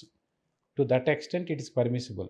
అంటే ఇప్పుడు అంటే కొంత పొలిటికల్ పార్టీస్ ఇన్వాల్వ్మెంట్, ఎందుకంటే మీలో కూడా చాలామంది కొన్ని పార్టీలకు సంబంధించిన లాయర్స్ కొంత గ్రూప్గా, కొన్ని పార్టీలకు సంబంధించిన కేసెస్ కొంత గ్రూప్గా జరుగుతుంది కదా. అది ఈ బార్ కౌన్సిల్ ఎలక్షన్స్లో ప్రభావం చూపుతుందా? అంటే వీళ్ళు వాళ్ళ పొలిటికల్ అఫిలియేషన్ ఉన్నప్పటికి కూడా వాళ్ళు సర్వీస్ చేస్తారన్నప్పుడు డెఫినెట్గా బార్ కౌన్సిల్ మెంబర్స్గా వాళ్ళని ఇప్పుడు ఇక్కడ చాలామంది ఇప్పుడు మేము మొన్న ఉన్నటువంటి బార్ కౌన్సిల్లో వామపక్షవాదులు ఉన్నారు, ప్రతిపక్షం వాళ్ళు ఉన్నారు, అధికార పార్టీ వాళ్ళు ఉన్నారు. వీళ్ళ ఐడియాలజీ కొంతమంది వాళ్ళు ఉండొచ్చు. కానీ అడ్వకేట్స్‌కి ఆ ఐడియాలజీతో పాటు ఇతను మనకు పనికొస్తాడా లేదా అని చూసేటటువంటి డిస్క్రిప్షన్ కూడా అడ్వకేట్స్‌కి ఉంది. వాళ్ళకేమి పలానా వ్యక్తికి మనం ఓటేస్తున్నామంటే అతని ఐడియాలజీ, పొలిటికల్ అఫిలియేషన్ తెలియక కాదు. పొలిటికల్ అఫిలియేషన్ ఉన్నప్పటికీ అవి అంతవరకే. ఒక అడ్వకేట్‌కి పొలిటికల్ అఫిలియేషను లేదా ఐడియాలజీ ఉండకూడదనేది ఏమీ లేదు. ఈరోజు ఐలు అనే ఆర్గనైజేషన్ ఉంది, ఐఏఎల్ ఆర్గనైజేషన్ ఉంది. ప్రతి పొలిటికల్ పార్టీకి లీగల్ సెల్ లీగల్ ఉంది, సెల్ ఉంది. అదే. న్యాయవాద పరిషత్తులు ఉన్నాయి. ఇవన్నీ కూడా వారి వారి కార్యక్రమాలు అన్ని అసోసియేషన్స్‌లోనూ అన్ని చోట్ల ఉన్నారు. వాళ్ళ ఐడియాలజీ ఉంటుంది. బట్ ఇష్యూ వచ్చినప్పుడు, మాకు కామన్ ఇష్యూస్ వచ్చినప్పుడు మేమందరం కలిసే పనిచేస్తాం. మాకేం పొలిటికల్ డిఫరెన్స్ తోటి విడిపోవటం ఏమి ఉండదు. మా అడ్వకేట్స్‌కి సంబంధించినటువంటి ఇష్యూ వచ్చినప్పుడు ఖచ్చితంగా irrespective of political affiliations we work together, we demand for our justice, for our rights. అక్కడ మేము కాంప్రమైజ్ కాం. కానీ సార్, ఇందాక మీరు ఒకటి అకాడమీ సబ్జెక్ట్ కూడా ఎత్తారు. అంటే ఇప్పుడు ఈ అకాడమీ ఇప్పుడు దాకా ఎందుకు రాలేకపోయింది? జ్యుడిషియల్‌కి ఏ విధంగా ఉందో, మీ లాయర్‌లకి ఎందుకు రాలేకపోయింది? ఇక్కడ వాస్తవానికి రాష్ట్ర విభజన తర్వాత బాగా నష్టం జరిగినటువంటి కమ్యూనిటీ ఏదన్నా ఉందనంటే, అకార్డింగ్ టు మీ మా అడ్వకేట్స్ కమ్యూనిటీకి ఎక్కువ నష్టం జరిగింది. ఎస్. ఏ విధంగా ఎందుకనంటే 2014లో రాష్ట్ర విభజన జరిగితే 2019 వరకు మేము హైదరాబాద్లో ఉన్నాం. సడన్గా బయటికి రావాల్సి వచ్చింది. 2019లో ఒక డెసిషన్ తీసుకుని 18 డిసెంబర్లో 5 డేస్లో మేము అక్కడ హైకోర్టును వదిలేసేసి ఇక్కడికి రావటం జరిగింది. హైకోర్టు న్యాయవాదులు ఇంకా ఎక్కువ సఫర్ అయ్యారు. 2019 జనవరిలో ఇక్కడ విజయవాడలో హైకోర్టు ఏర్పాటు చేయడం జరిగింది టెంపరరీగా. అక్కడి నుంచి మళ్ళా 2019 మార్చిలో ఇప్పుడున్నటువంటి హైకోర్టు ఏర్పాటు చేయడం జరిగింది. ఇక్కడ ఆ టైంలో మాకు ఎటువంటి కనీసం లంచ్ కూడా దొరకనటువంటి పరిస్థితుల్లో అడ్వకేట్స్ ఎండల్లో సఫర్ అయినటువంటి పరిస్థితి. ఆ తర్వాత అకామిడేషన్కి కూడా ఎవరికి వాళ్ళు అటు తాడేపల్లి, మంగళగిరి, కాజా, విజయవాడ, గుంటూరు ఎక్కడికక్కడ స్కాటర్ అయిపోయి చాలా ఇబ్బంది పడినటువంటి పరిస్థితులు చూసాం. కాబట్టి ఈ పరిస్థితుల్లో ఎందుకంటే మనకు ఒక ప్రత్యేకమైనటువంటి పరిస్థితుల్లో రాష్ట్ర విభజన జరిగింది. ఏపీ బార్ కౌన్సిల్, ఇది ఏపీ బార్ కౌన్సిల్ యాక్చువల్గా ఫస్ట్ నుంచి ఉన్నది ఏపీ బార్ కౌన్సిల్. ఈ ఏపీ బార్ కౌన్సిల్ తెలంగాణ నుంచి ఇక్కడికి రావటం జరిగింది. ఒరిజినల్గా ఈ బార్ కౌన్సిల్కి ఉన్నటువంటి అసెట్స్ మొత్తం కూడా వాళ్ళకి వెళ్ళటం జరిగింది. అప్పుడు అందరినీ స్టాఫ్ని కానివ్వండి, స్టాఫ్ కూడా లేరు మాకు ఇక్కడికి వచ్చేసరికి. మాకు ఎక్కడ ఆఫీస్ పెట్టుకోవాలో అర్థం కాని పరిస్థితుల్లో విజయవాడలో కోర్టు టెంపరీ ప్రిన్సెస్ అయితే దాని వెనక ఇరిగేషన్ వాళ్ళ దగ్గర మేము ఒక చిన్న ఆఫీస్ తీసుకోవడం జరిగింది. తర్వాత హైకోర్టు ఇక్కడికి వచ్చిన తర్వాత ఇప్పుడు కూడా మేము రన్ చేస్తున్న ఒక చిన్న ఆఫీస్లోనే రన్ చేస్తున్నాం మేము బార్ కౌన్సిల్. ఈ పరిస్థితుల్లో అడ్వకేట్స్ చాలా చితికిపోయి 5 ఇయర్స్ హైదరాబాద్లో ఫ్యామిలీస్ ఉండి, పిల్లలు అక్కడ చదువుకుంటూ ఫ్యామిలీస్ అక్కడ ఉండి, లేదా అక్కడ హైకోర్టులో ప్రాక్టీస్ ఉండి, ఇక్కడ హైకోర్టులో ప్రాక్టీస్ ఉండి, అటు ఇటు తిరగలేక చాలామంది ఇబ్బంది పడేటువంటి పరిస్థితుల్లో, ప్రొఫెషనల్గా కూడా చాలా నష్టపోయిన పరిస్థితుల్లో డెఫినెట్గా ఇప్పుడు వీళ్ళందరికీ ఒక అకాడమీ కావాలి. వీళ్ళకి ఫెసిలిటీస్ ఏర్పాటు చేయడానికి ప్రభుత్వం కూడా ముందుకు రావాల్సిన అవసరం ఉంది. అదేవిధంగా వాస్తవం చెప్పాలంటే అక్కడ హౌసెస్ కొంతమంది అమ్ముకొని ఇక్కడికి రావడం జరిగింది. ఇప్పుడు కూడా ఇక్కడ కూడా మళ్ళా కొంత గందరగోళమైన పరిస్థితి ఉన్న క్రమంలో ఇప్పుడు ప్రభుత్వం కానివ్వండి, మీరు ప్రభుత్వానికి నివేదిక ఇచ్చారా ఏమన్నా? మాకు చాలాసార్లు అసోసియేషన్ ద్వారా, ఈ మధ్య కూడా ముఖ్యమంత్రి గారికి అసోసియేషన్ ద్వారా గతంలో కూడా ఇవ్వటం జరిగింది. బార్ కౌన్సిల్కు సపరేట్ ఫెసిలిటీస్ ఇవ్వండి అనేసి. అదేవిధంగా అకాడమీ ఏర్పాటు చేయాలి. జ్యుడిషియల్ అకాడమీ కాజాలో ఈ మధ్య కాలంలో ఒక 2 ఇయర్స్ బ్యాక్ జ్యుడిషియల్ అకాడమీ ఏర్పాటు చేసేది జరిగింది. అదే రకంగా అడ్వకేట్స్ అకాడమీకి ప్రభుత్వమే ముందుకు రావాల్సినటువంటి అవసరం ఉంది. దానిని ఖచ్చితంగా డిమాండ్ చేయాలి. అది అవసరం కూడా. ఎందుకంటే ఈ వృత్తిలోకి వచ్చేటటువంటి యువ న్యాయవాదులు చాలామందికి కూడా ఫస్ట్లో కోర్టు ఎలా ఉంటుందో తెలియదు. వాళ్ళ కేసులు ఉండవు. కేసులు ఎలా చేయాలో తెలియదు. వాళ్ళ ఫ్రెష్గా అడ్వకేట్స్గా ఎన్రోల్ అయ్యి కాలేజెస్ నుంచి డైరెక్ట్గా కోర్టుకు వస్తారు. వాళ్ళకి సూట్ అంటే తెలియదు, క్రిమినల్ బెయిల్ ఎలా ఉంటుందో తెలియదు, రిట్ పిటిషన్ ఏ విధంగా ఉంటుందో తెలియదు. అదేవిధంగా ఫస్ట్ అప్పీల్ అంటే ఏంటో తెలియదు, సెకండ్ అప్పీల్ అంటే ఏంటో తెలియదు. ఇవన్నీ కూడా వాళ్ళ పాపం ప్రొఫెషనల్గా, ఎందుకంటే ఇది ప్రాక్టీస్ ద్వారా ఎవ్రీడే అబ్జర్వ్ చేస్తూ నేర్చుకునేటటువంటి ప్రొఫెషన్ ఇది. కాబట్టి వాళ్ళకి అకాడమీ ఖచ్చితంగా ట్రైనింగ్ మళ్ళా కూడా ప్రొఫెషన్లో నిలబడాలంటే ట్రైనింగ్ అవసరం. ఎందుకంటే వాళ్ళకి ఎందుకు ట్రైనింగ్ అంటే జ్యుడిషియల్ అకాడమీ వాళ్ళు జడ్జెస్ అయిన తర్వాత జ్యుడిషియల్ అకాడమీ. జడ్జెస్ ఎవరవుతున్నారు? ఈ అడ్వకేట్స్ నుంచి వీళ్ళు ఎగ్జామ్ రాసి జడ్జెస్ అవుతున్నారు. వీళ్ళకి సక్రమమైన ట్రైనింగ్ ఉంటేనే వాళ్ళ తర్వాత మంచి జ్యుడిషియల్ ఆఫీసర్స్గా కానీ, లా ఆఫీసర్స్గా కానీ, లేదా అడ్వకేట్ జనరల్గా కానీ, పబ్లిక్ ప్రాసిక్యూటర్స్గా కానివ్వండి, గవర్నమెంట్ ప్లీడర్స్గా కానివ్వండి, వీళ్ళందరూ రాణించగలరు. కాబట్టి అడ్వకేట్స్ అకాడమీ అనేది ఖచ్చితంగా కావాలి. బార్ కౌన్సిల్ కూడా స్ట్రెంగ్తన్ కావాల్సిన అవసరం ఉంది. బార్ కౌన్సిల్కి ఫెసిలిటీస్ ఇవ్వాల్సినటువంటి ప్రత్యేకమైనటువంటి ఫెసిలిటీస్ ఇవ్వాల్సినటువంటి అవసరం అటు ప్రభుత్వం మీద ఇటు హైకోర్టు వారి మీద కూడా ఉందనేసి నేనైతే భావిస్తున్నాను. సార్ అంటే ఇప్పుడు అంటే నేను అవుట్ ఆఫ్ బార్లోకి వెళ్తాను. ఇటీవల కాలంలో వరుసగా కొన్ని కేసుల్లో అంటే మన భారతదేశంలో కొన్ని తీర్పుల వ్యవహారంలో కావచ్చు, కొన్ని జడ్జిల వ్యవహారంలో ఫర్ సపోజ్ ఢిల్లీలో ఎక్కడో కొన్ని కోట్ల రూపాయలు ఇంట్లో దొరకడం, ఇటువంటి ఇష్యూస్ని ఎలా చూడాలి? న్యాయ వ్యవస్థలో ఎక్కడో కొంత అదుపు తప్పుతోంది, న్యాయ వ్యవస్థ ఎక్కడో కొంత తేడా జరుగుతోంది అని ఈ మధ్య బహిరంగంగానే చాలామంది సీనియర్లు అందరూ మాట్లాడుతున్న పరిస్థితుల్లో ఎలా చూడాలి దీన్ని? ఎలా చూస్తారు? అంటే ఇప్పుడు ఉన్నటువంటి పరిస్థితుల్లో న్యాయ వ్యవస్థ అయితే కొంత స్వతంత్రంగానే వ్యవహరిస్తున్నట్టు వాస్తవం. అంటే న్యాయ వ్యవస్థ స్వతంత్రంగానే ఉంది.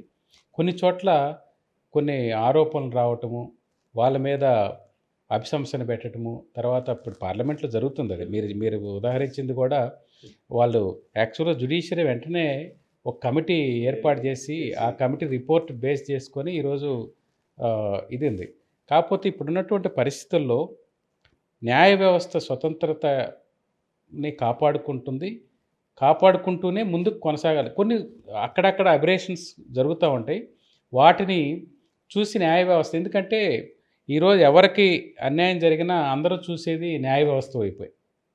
ఈరోజు మనకందరికీ తెలిసి ఈ వ్యవస్థలన్నింటిలో కల్లా న్యాయ వ్యవస్థే కొంత మేలుగా డెఫినెట్గా వాడాలి. కాకపోతే వాస్తవం ఏంటంటే న్యాయ వ్యవస్థలో అయితే ఎటువంటి మార్పులు రావాలని అంటే పెండెన్సీ విపరీతంగా పెరిగిపోయింది.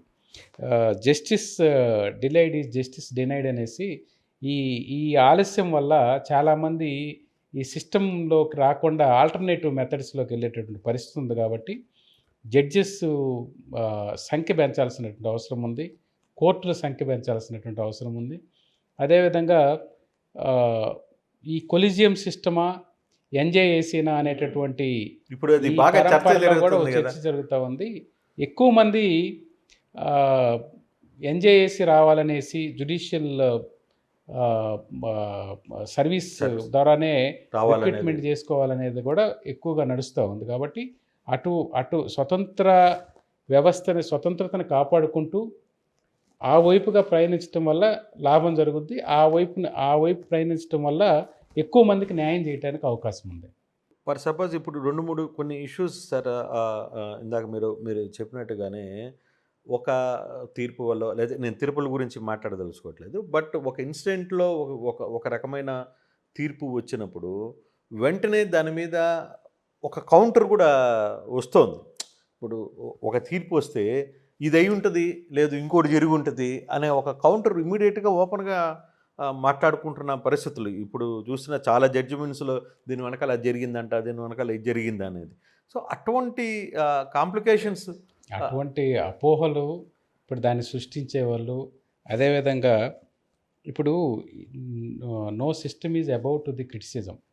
ఇది విమర్శకి కాదేది కవితకి అనర్హం అని, విమర్శకు కూడా ఎవరు అతీతమేం కాదు. అది న్యాయ వ్యవస్థ కూడా విమర్శలకి అతీతం కాదు. న్యాయ వ్యవస్థ కూడా ఒక్కొక్కసారి ఇప్పుడు justice not only happened, it seems to be happened అనేసి జరగటమే కాదు జరిగినట్లుగా కనిపించాలనేసి అలా పనిచేయాల్సినటువంటి అవసరం కూడా న్యాయ వ్యవస్థ మీద ఉంది. ఆ రకంగా పనిచేసే క్రమంలో క్రిటిసిజం వచ్చినప్పుడు సరిచేసుకోవాల్సిన అవసరం కూడా న్యాయ వ్యవస్థ మీదనే ఉంది. ఆ క్రిటిసిజానికి అవకాశం లేకుండా చేయాల్సినటువంటి అవసరం అయితే డెఫినెట్గా ఉంది. ఎందుకనంటే ఈరోజు చాలామంది కొన్ని కేసుల్లో మేము కూడా చూస్తున్నాం, టైం చాలా కన్జ్యూమ్ అవుతుంది. కొన్ని కేసులు ఇమీడియట్లో వాళ్ళకి 4 weeks 8 weeks తర్వాత రాకపోవటము, అది హీరింగ్కి రాకపోవటము, కొన్ని కేసులు వచ్చినప్పుడు టైం ఎక్కువగా స్పెండ్ చేయటము, కొన్ని కేసుల్లో టైం స్పెండ్ చేయకపోవటం ఇవన్నీ కూడా వాస్తవానికి జరుగుతున్నదే. దాంట్లో కొంత మార్పు రావాల్సినటువంటి అవసరం ఉంది. ఎందుకంటే కేసు అన్న తర్వాత అది వీఐపీ కేసు అయినా, సామాన్యుడి కేసు అయినా ఇదంతా కూడా ఒకటే. దీనికి వీఐపీ కేసు వచ్చినప్పుడు 2, 3 అవర్స్ పని చేయటము, మామూలు కేసు వచ్చినప్పుడు ఒక 1 వెంటనే ఇది వేసేయడం. చేయటం వల్ల ఆ క్రిటిసిజం అనేది వస్తుంది. కాబట్టి వీటిని అన్నిటినీ ఒకే రకంగా పరిగణించి ఎవరి కేసులు వచ్చినా కూడా equal, all are equal before the law అనేది కానీ మనం చేయగలిగితే డెఫినెట్గా అటువంటి క్రిటిసిజం రాదు. ఒకవేళ క్రిటిసిజం చేసేవాళ్ళు అది సహజం. ఆ క్రిటిసిజం అదేం ఆపరు. కానీ కనిపించేటట్టుగా అంటే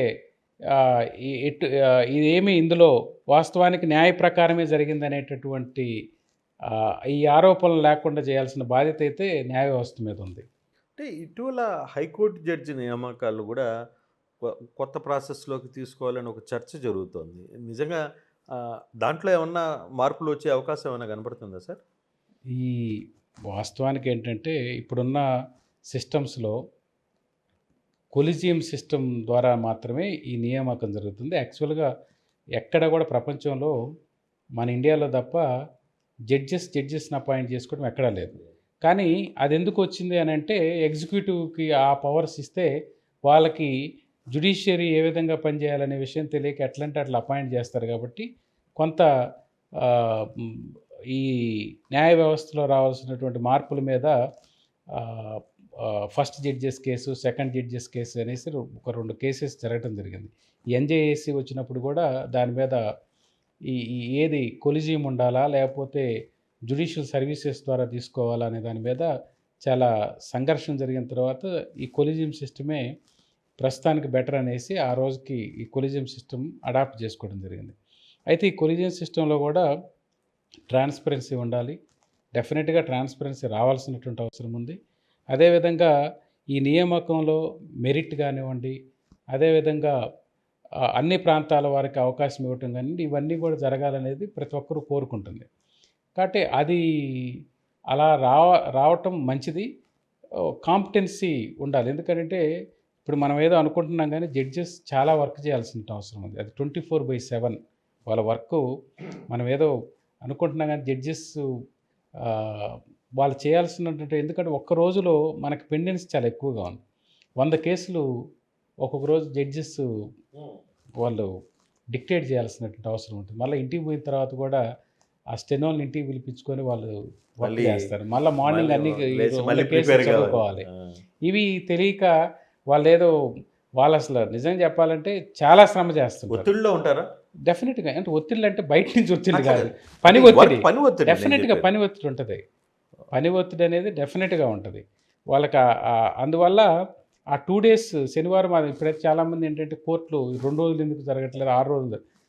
ఆ 2 days జడ్జిమెంట్స్ రాసుకోవడానికి కానివ్వండి, ఆ 2 days వాళ్ళు మళ్ళీ రిఫ్రెష్ కావడానికి కానివ్వండి, ఎందుకంటే మళ్ళీ కేసెస్ చదువుకోవడానికి కానీ చాలా వాళ్ళు ఈవెన్ ఆ 2 days కూడా ఖాళీగా ఏమి ఉండరు జడ్జెస్ ఎక్కడ కూడా.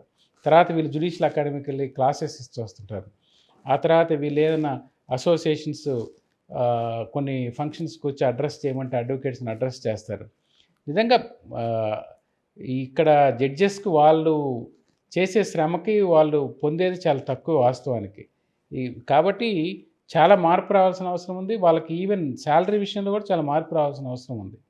ఎందుకంటే ఇది తెలియక చాలామంది ఏదో అనుకుంటున్నారు కానీ వాళ్ళ పని ఒత్తిడి అయితే జడ్జెస్కి చాలా ఎక్కువ ఉంటుంది.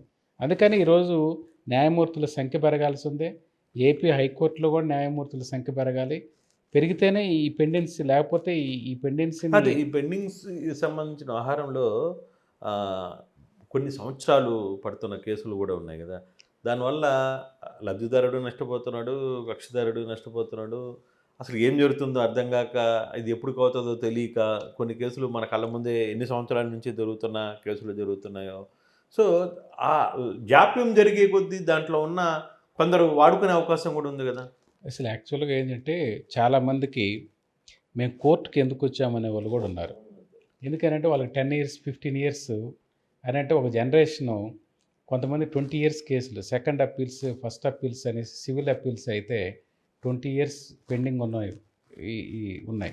అదేవిధంగా ఇప్పుడు ఈ మధ్యకాలంలో ఈవెన్ క్రిమినల్ అప్పీల్స్ కూడా 10 ఇయర్స్, 8 ఇయర్స్, 9 ఇయర్స్ పెండెన్స్ ఉంది. వాస్తవానికి అవి 1 ఇయర్, 2 ఇయర్స్‌లో క్రిమినల్ అప్పీల్స్ పూర్తి కావాలి. ఈ మధ్యకాలంలో స్పెషల్ బెంచ్‌ని ఉదాహరణ ఏర్పాటు చేసి ఏపీ హైకోర్టులో అంటే ఒకవేళ 5 స్పీడ్ ఇయర్స్‌లో కోర్టులు కూడా పెట్టారు కదా. ఇవన్నీ ఫాస్ట్ ట్రాక్ కోర్టులు ఫాస్ట్ ట్రాక్, కూడా yes. డిస్ట్రిక్ట్ కోర్ట్స్ ఉన్నాయి. ఈ పెండెన్సీ తగ్గించాలనంటే ఖచ్చితంగా న్యాయమూర్తుల సంఖ్య పెంచాల్సినటువంటి అవసరం ఉంది.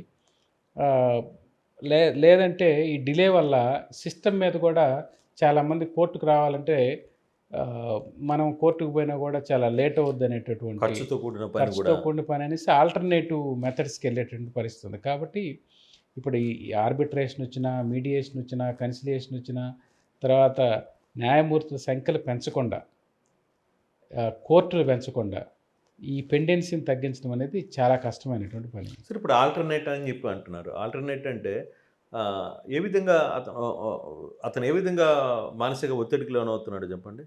మీకు నేను చేసే కేసు అంటే ఉదాహరణకి ఏంటంటే ఇప్పుడు ఒక ఒక రైతు ఒక టొబాకో బ్యారనో లేకపోతే ఇంకోటో షిఫ్టింగ్కి వచ్చాడు అనుకోండి. అది ఓ 10 సంవత్సరాలు పెండెన్సీ ఉంటే ఇంకా వాడు ఆ రైతు ఏం ఆ చేయాలి? 10 సంవత్సరాలు ఏమవుతాడు? అదేవిధంగా ఏదో ఒక సర్వీస్ మ్యాటరు ఎవరో ఒక అతను ట్రాన్స్ఫర్ కోసమో లేకపోతే ప్రమోషన్ కోసమో వస్తే అది 1 ఆర్ 2 ఇయర్స్‌లో పూర్తి కాకపోతే అతనికి ఇంకా ఆ సిస్టమ్ ఇంకా మనం కోర్టుకి వెళ్ళినా కూడా ఉపయోగం ఏంటి అనేటటువంటి పరిస్థితిలో ఉంటారు. అటువంటి కేసెస్ కొంచెం త్వరితగతిన ఇచ్చేయాల్సిన అవసరం ఉంది. అట్లా కొంత ఈ సిస్టమ్ మీద నమ్మకం రావాలనంటే స్పీడీ డిస్పోజల్ కూడా చాలా అవసరం.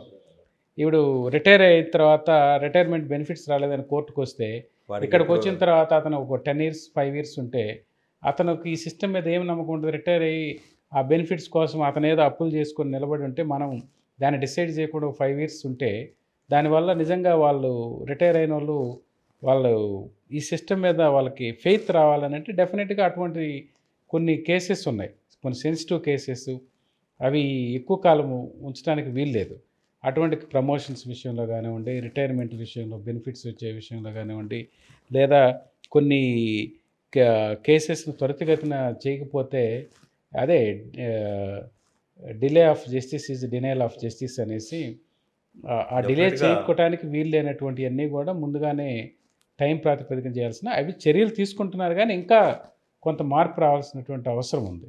కానీ ఇటీవల సార్, అంటే ఫర్ సపోజ్ నిన్న ఒక కేసు, ఈ కేసు గురించి అంటే లేటెస్ట్గా ఒక జడ్జిమెంట్ మనం చూసుకుంటే ప్రజాప్రతినిధుల మీద వస్తున్న కేసుల్ని కొట్టేయించుకోవడం అంటే మొన్నటిదాకా ఆ కేసులు ఒక ప్రభుత్వం ఉన్నప్పుడు కేసులు నడుస్తాయి, మరో ప్రభుత్వం మారంగానే ఆ కేసులు వెంటనే కొట్టివేయబడతాయి. ఏంటి దీనికి ఒక సిస్టమ్ పద్ధతి ఏమన్నా ఉందా, అసలు నిజంగానే ఏం జరుగుతుంది సార్? అంటే ఇది వీటికి యాక్చువల్గా అయితే న్యాయ వ్యవస్థ ఈ ఎమ్మెల్యే ఎంపీస్ కేసులకు సంబంధించి సపరేట్గా ఎమ్మెల్యే ఎంపీస్ కేసులు డీల్ చేయటం కోసం ఒక స్పెషల్ కోర్టును ఏర్పాటు చేయడం జరిగింది. గతంలో ఈ ఈ ప్రభుత్వం రాగానే రాజకీయ పార్టీల వాళ్ళ మీద ఉన్నటువంటి కేసులు మొత్తం కూడా అవి రద్దు చేసుకుంటున్నారనే ఉద్దేశంతో మీరు ఎట్లంటే అట్లా ఆ కేసులను విత్డ్రా చేయడానికి లేదు, మీరు డెఫినెట్గా హైకోర్టు పర్మిషన్ తీసుకొని మాత్రమే ఎమ్మెల్యేస్ ఎంపీస్ మీద ఉన్నటువంటి కేసులను విత్డ్రా చేసుకోవడానికి కానీ కాంపౌండ్ చేసుకోవడానికి కానీ ఉంది. కాబట్టి వాళ్ళ హైకోర్టు పర్మిషన్ లేకుండా చేసుకోవడానికి లేదనేసి స్పష్టంగా సుప్రీంకోర్టు జడ్జిమెంట్ ఇవ్వడం జరిగింది.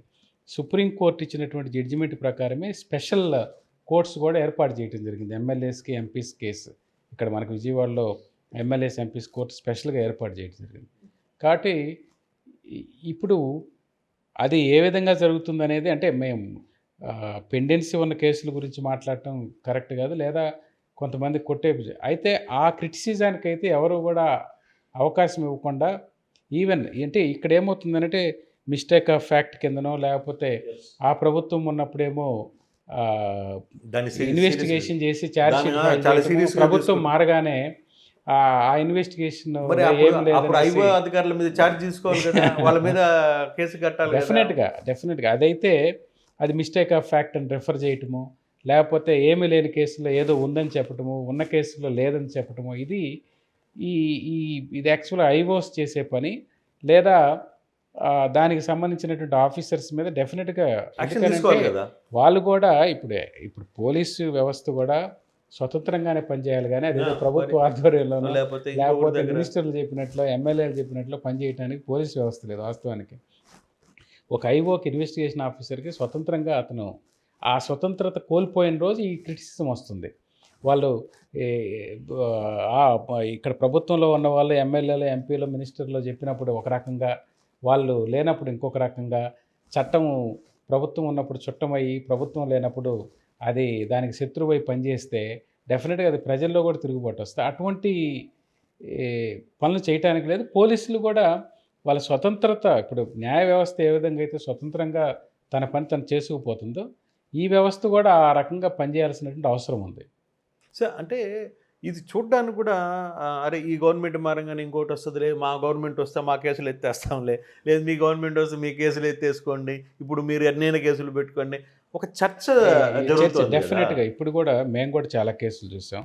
ప్రభుత్వం మారగానే ఇంకో ప్రభుత్వం రాగానే ఆ ప్రభుత్వం కొంతమంది, ఈ మధ్య మేము చూసాం చాలామంది యంగ్స్టర్స్ని సోషల్ మీడియా పేరుతో చాలా కేసులు పెట్టడం, తర్వాత దానికి సెక్షన్ 111 పెట్టడం, అంటే అవసరం లేకపోయినా కూడా, లేదా ఒకే కేసుని 20-30 పోలీస్ స్టేషన్స్లో నమోదు చేయటం, దాని మీద వాళ్ళని అదే కేసుకి, ఒక కేసుకి 20 పోలీస్ స్టేషన్లో 20 కోర్టుల్లో వాళ్ళు వెళ్ళి నిలబడటం, ఇవన్నీ చూసినప్పుడు నిజంగా ఈ వ్యవస్థ మీద జనాలకు కూడా కొంత నమ్మకం కోల్పోయేటువంటి పరిస్థితి. ఎందుకంటే ఇప్పుడు ఒక ఎఫ్ఐఆర్ ఉంటుంది, కానీ మల్టిపుల్ ఎఫ్ఐఆర్స్ ఒకే ఇష్యూ మీద 10 చోట్ల జరిగినప్పుడు డెఫినెట్గా కనీసం వాళ్ళకి ఆ నోటీస్కి రాగానే కోర్టు వారు కూడా ఇది ఒకే దాని మీద ఎన్నిసార్లు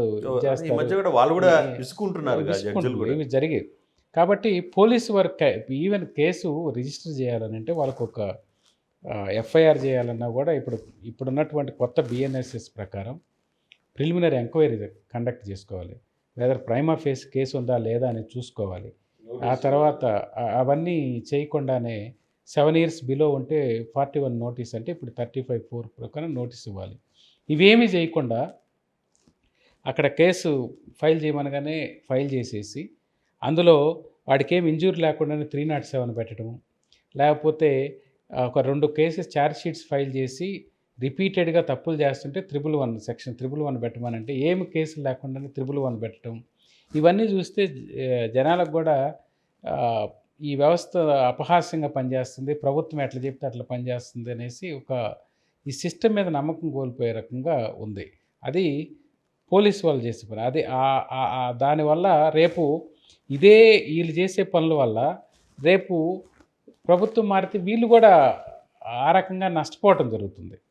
ఈరోజు చట్టము నీకు చుట్టమైనప్పుడు రేపు ఇంకొకరికి కూడా చుట్టమైతే, ఈరోజు మీరు ఇంకొకరిని సఫర్ చేస్తే వాళ్ళు రేపు మిమ్మల్ని సఫర్ చేస్తారనే విషయాలు ప్రాథమికంగా ఈ విషయాన్ని మర్చిపోయినప్పుడు వాళ్ళు కూడా నష్టపోతారు. పోలీస్ వ్యవస్థ కూడా ఆ రకంగా పనిచేయకూడదు, వాళ్ళు స్వతంత్రంగానే పనిచేయాలి. ఏదో కేసు రాగానే ఏమి లేని దగ్గర ఏదో ఉన్నట్టుగా, ఎవరు లేని దాంట్లో ఎటువంటి ఇన్వాల్వ్మెంట్ లేని వాళ్ళ దగ్గర ఇన్వాల్వ్మెంట్ ఉన్నట్లుగా మేము చాలా కేసులు ఫైల్ చేసి చూస్తున్నాం. కాబట్టి మాకే ఈ abuse of process of law అనేది చాలా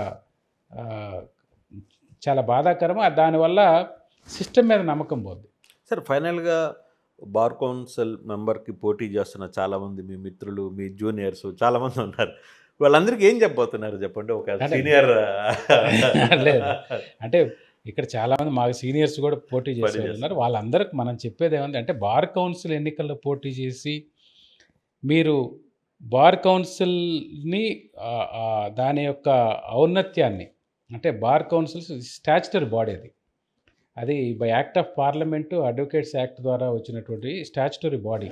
ఆ బాడీ యొక్క ప్రతిష్టతను పెంచడానికి, లేదా స్వతంత్రతని మరింత ముందుకు తీసుకెళ్ళటానికి, పాటుపడటానికి, అదేవిధంగా యంగ్స్టర్స్ అడ్వకేట్స్కి ఒక మోడల్గా, అంటే వాళ్ళకి ట్రైనింగ్ ఇస్తూ, వాళ్ళకి సెమినార్స్ కండక్ట్ చేస్తూ, వాళ్ళకి వెల్ఫేర్ స్కీమ్స్ చేస్తూ, వాళ్ళకి ప్రొఫెషనల్గా ఏ విధంగా ప్రొఫెషన్లో ముందుకెళ్ళాలనేటటువంటి విషయాన్ని తెలియజేస్తూ, ఆ రకంగా సిస్టంలో మనం న్యాయ వ్యవస్థ స్వతంత్రతను కాపాడుతూ, అదేవిధంగా అడ్వకేట్స్ బార్ కౌన్సిల్ కూడా ఒక స్టాచ్యుటరీ బాడీ కాబట్టి దాని స్వతంత్రతను కాపాడటానికి ఈ పోటీ చేసే వాళ్ళందరూ పాటుపడాలి తప్ప, అడ్వకేట్స్ యాక్ట్ అంటే ఏంటో తెలియకుండా, బార్ కౌన్సిల్ ఎలా ఉంటుందో తెలియకుండా, విపరీతమైనటువంటి హామీలు ఇచ్చి లేదా ఓట్లు ప్రలోభ పెట్టి గెలిచి రేపేదో సాధిద్దామంటే ఏమీ ఉండదు.